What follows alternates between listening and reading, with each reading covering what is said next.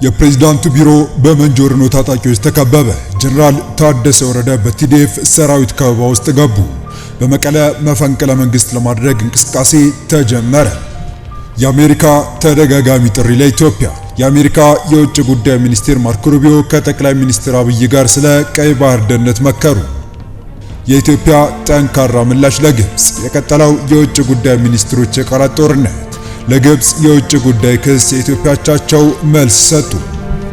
በትግራይ ክልል እየተፈጠረ ያለው ሰሞንኛ የፖለቲካው ጥንቅጥና አለመረጋጋት ቀጥሎ ጊዜያዊ አስተዳደሩን በመፈንቅለ መንግስት ከስልጣን ለማውረድ እስከ ማሴር ደርሷል።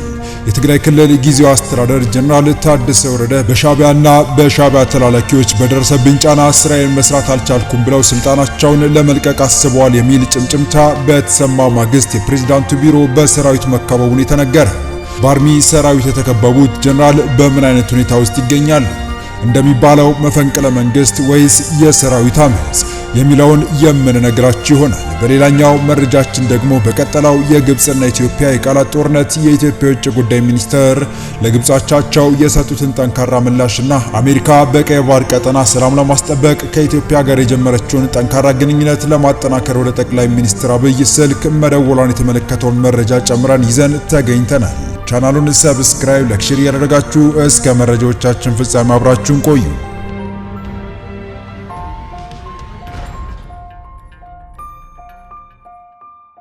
የትግራይ ጊዜያዊ አስተዳደር ፕሬዝዳንት የሆኑት ጀነራል ታደሰ ወረደ በተለይም ከሻዕቢያ በኩል በተደጋጋሚ እየደረሰባቸው የሚገኙ ማስፈራሪያዎችን ተከትሎ ስልጣን ለመልቀቅ ውሳኔ ላይ መድረሳቸው በጭምጭምታ እየተሰማ በሚገኝበት በአሁኑ ወቅት ከወደ መቀለ እየተሰሙ ያሉ መረጃዎች አስደንጋጭ ሆነዋል።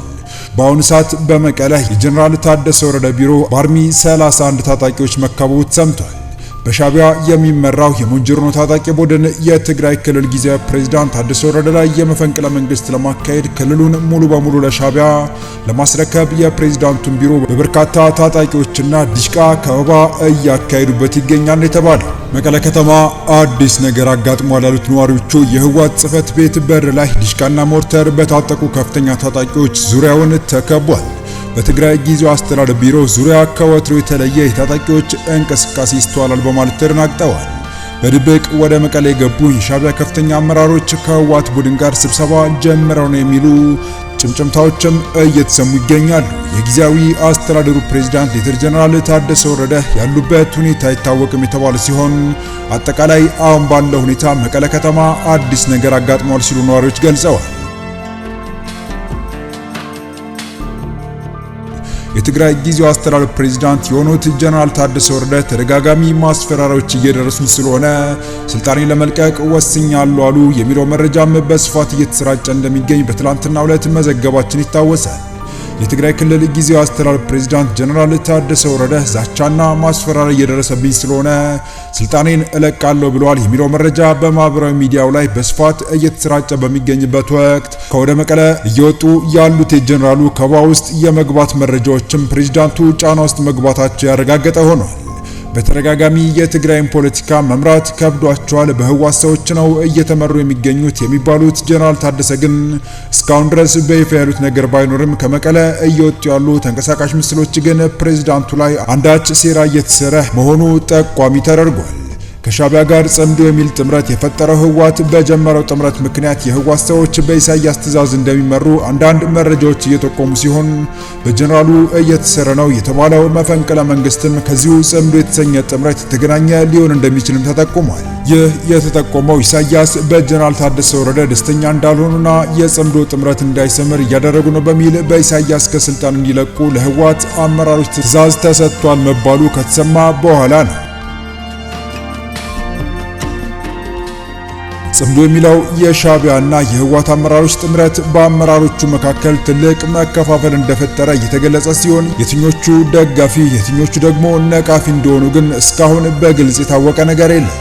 የትግራይን ፖለቲካ በቅርበት የሚከታተሉ ተንታኞች ጀነራሉ ስልጣን ለቀዋል የሚባለው ታማኒነት የጎደለው መረጃ መሆኑን በመግለጽ በህወሓት አመራሮች መካከል የተፈጠረው ከፍተኛ አለመተማመንና እሳቸው አሉት እንደተባለው በዚህ ምክንያት በደረሰባቸው ዛቻና ማስፈራሪያ ስልጣን ሊለቁ እንደሚችሉ የተገመተ ቢሆንም እስካሁን ግን ጀነራል ታደሰ ወረደ ስልጣን ለቅቄያለሁ ብለው ይፋ አላደረጉም።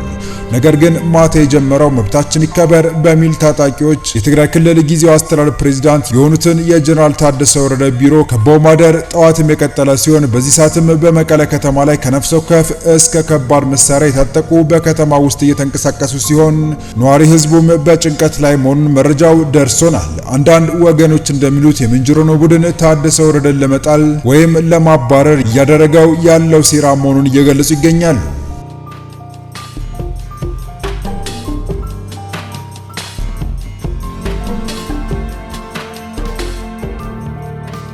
በቀጣይ መረጃ የኢትዮጵያ መንግስት ለግብጽ ምላሽ ሰጥቷል። የኢትዮጵያ ውጭ ጉዳይ ኢትዮጵያ በወሰኗ ውስጥ የሚገኘውን የተፈጥሮ ሀብት ለመጠቀም ከማንም ፍቃድ የመጠየቅ ግዴታ የለባትም ብሏል። መንግስት ግብጽ ቀኝ ገዢያዊ አስተሳሰቧን አሽቀንጥራ በመጣል ወደ ትብብርና ውይይት እንድትመጣ አሳሰበ። የኢትዮጵያ ፌዴራላዊ ዲሞክራሲያዊ ሪፐብሊክ የውጭ ጉዳይ ሚኒስቴር ከቅኝ ግዛት ዘመን ባልተላቀቀ አስተሳሰብ ተይዘዋል ያላቸው የግብጽ ባለስልጣናት የሚያሰሟቸውን ተደጋጋሚ የውይይት ክልከላና በግልጽ የሚሆን በተዘዋዋሪ የሚሰነዘሩ ማስፈራሪያዎችን አጥብቆ ኮነነ። ሚኒስትሩ ይህንን ያስታወቀው ለሕዝብ ይፋ ባደረገው ጋዜጣዊ መግለጫ ነው። የግብጽ ባለስልጣናት የሚያሰሟቸው ተደጋጋሚ ውይይት፣ በአጽንኦት የሚሽሩ መግለጫዎች እንዲሁም በግልጽ የሚሆን በተዘዋዋሪ የሚሰነዘሩ ማስፈራሪያዎች የግብጽ መንግስት የ21ኛው ክፍለ ዘመን እውነታዎች መቀበል አለመቻሉን የሚያሳዩ መግለጫዎች መሆናቸውን መግለጫው አመላክቷል። በቅኝ ግዛት ዘመን አስተሳሰብ የተጠመቁ አንዳንድ የግብጽ ባለስልጣናት በናይል ወንዝ ውሃ ላይ ብቸኛ ባለቤትነት እንዳላቸው ያስባሉ። የቅኝ ግዛት ዘመን ስምምነቶችን በመጥቀስ በታሪክ የተረጋገጡ መብት የሚሏቸውን አቋማቸውን ያሰማሉ። ካይሮ የፈለገችውን የሚያደርጉ ደካማና የተከፋፈሉ ጥገኛ መንግስት እንዲኖራት በማሰብ የግብጽ ባለስልጣናት በአፍሪካ ቀንድ ውስጥ ኢትዮጵያን ያካተተ ግን በእሷ ብቻ ያልተገደበ የማተራመስ ዘመቻ እያካሄዱ እንደሆነ ሚኒስትሩ ገልጸዋል። ይህ የተሳሳተ አካሄድና ጥረት የአመራርና የአስተሳሰብ ድክመት ውጤት መሆኑን አስረድተዋል። ኢትዮጵያን በፍጹም ያላንበረከከው ጊዜ ያለፈበት የጥቃት አካሄድ ለመተው ጊዜው አሁን መሆኑን ጠቁማለች። ኢትዮጵያ በፓን አፍሪካኒዝም ላይ ያላት ጽኑ አቋምና በአህጉሪቱ በነበሩ የጸረ ቅኝ ግዛት ትግሎች ሁሉ ድጋፍ ያደረገችበት ረጅምና ኩሩ ታሪክ እንዳላት ገልጿል። በመሆኑም ኢትዮጵያ ካይሮ ለማስወገድ እየተቸገረች ያለችውን የቅኝ አገዛዝ ቅርጾችን የምታስተናግድበት ቦታ የላትም። ከሀገር ውስጥ የሚመነጨው አባይ ወንዝ ለናይል ተፋሰስ ውሃ 86% ያህል አስተዋጽኦ የሚያደርግ ሲሆን የአባይ ተፋሰስ የኢትዮጵያን 70% የገጸ ምድር ውሃ ይሸፍናል። ኢትዮጵያ ልክ እንደ ሌሎቹ ተፋሰስ ሀገራት ሁሉ ይህን የተፈጥሮ ሀብት የመጠቀም መብት አላት። ምክንያታዊ ፍትሃዊ አጠቃቀም በዚህ ሁኔታ ተፈጻሚነት ያለው ዓለም አቀፍ ሕግ መሰረታዊ መርህ ነው።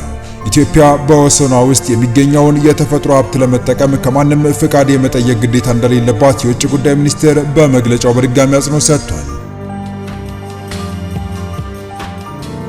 በቀድሞ ጊዜ ግብጽ ለድርድር የቀረበች በማስመሰል በእንቅፋትና ብቸኛ የውሃ ባለቤትነት ጥያቄዋ መፍትሄ እንዳይመጣ ስታደርግ ቆይታለች። አሁን ግን ውይይትን የመካድና የጠላትነት ንግግሯን የማጠናከር ፖሊሲዋ ይፋ ሆኗል። ግብጽ ውይይትን በመካድ ግጭትን ለመቀስቀስ እየሞከረች ነው። ሚኒስትሩ ይህንን ኃላፊነት የጎደለው ባህሪ ያሳሰባቸው አካላት ሁሉ እንዲያወግዙት ጥሪ አቅርበዋል። የኢትዮጵያ የልማት ምኞትና እንደ ታላቁ የኢትዮጵያ ህዳሴ ግድብ ያሉ ፕሮጀክቶች የአፍሪካ የራስ መተማመንና እድገት መገለጫዎች ናቸው።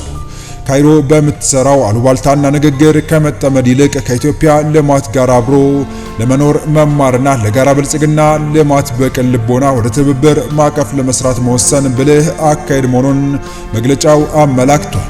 ዓለምና አፍሪካ የሚፈልጉት ግጭትና መናቆር ሳይሆን የበለጠ ትብብርና ውይይት ነው። ኢትዮጵያ የአባይን ወንዝ አሁን ያለውንና ወደፊት የሚመጣውን ትውልድ ፍላጎት ለማሟላት የመጠቀም መብቷን በማረጋገጥ ጽኑ አቋም እንዳላትና በፍትህና በእኩልነት መርሆች ላይ የተመሰረተ ሁለቱም ወገኖች የሚጠቅም መፍትሄ ለመፈለግ ክፍት መሆኗን ገልጻለች።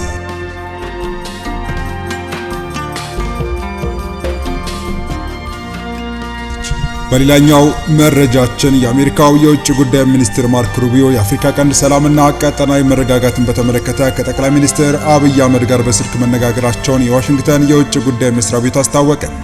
የአሜሪካ የውጭ ጉዳይ መስሪያ ቤት ባወጣው አጭር መግለጫ የውጭ ጉዳይ ሚኒስትሩና የጠቅላይ ሚኒስትሩ ውይይት የተደረገው ረቡዕ ህዳር 24 2018 ዓ.ም መሆኑን አመልክቷል። ይህ የአሜሪካና የኢትዮጵያ ከፍተኛ ባለስልጣናት ውይይት በ4 ወራት ጊዜ ውስጥ ለሁለተኛ ጊዜ ተካሄደ ነው። በውይይቱ ላይ ሁለቱ ባለስልጣናት ዩናይትድ ስቴትስ እና ኢትዮጵያ በቀጠናዊ መረጋጋት ያላቸው ቁርጠኝነትና ለአፍሪካ ቀንድ ሰላም መሰረት በመጣል ዙሪያ መነጋገራቸው የውጭ ጉዳይ መስሪያ ቤቱ በመግለጫው አስታውቋል። የኢትዮጵያ ውስጣዊ ጉዳዮችን በተመለከተ ንግግር ስለማድረጋቸው በመግለጫው ላይ አልተጠቀሰም። በጠቅላይ ሚኒስትር አብይና በውጭ ጉዳይ ሚኒስትር ሩቢዮ መካከል የተደረገውን ውይይት በተመለከተ በውጭ ጉዳይ መስሪያ ቤት ምክትል ቃል አቀባይ በኩል የተላለፈው መልእክት በአንድ አረፍተ ነገር የተጠቀለለ እና ዝርዝር ጉዳዮችን ያልያዘ ነው። ከውጭ ጉዳይ ሚኒስትሩ ጋር የተደረገው ንግግር በተመለከተ ከጠቅላይ ሚኒስትር አብይ አህመድ ጽህፈት ቤት በኩል እስካሁን በይፋ የተገለጸ ነገር የለም። የውጭ ጉዳይ ሚኒስትር ሩቢዮና ጠቅላይ ሚኒስትር አብይ ቀጠናዊ የሰላም ጉዳዮችን በተመለከተ ውይይት ሲያደርጉ ይህ የመጀመሪያው አይደለም። ከ4 ወራት በፊትም ባለፈው ዓመት ነሐሴ አጋማሽ ላይ ተመሳሳይ ውይይት አድርገው ነበር።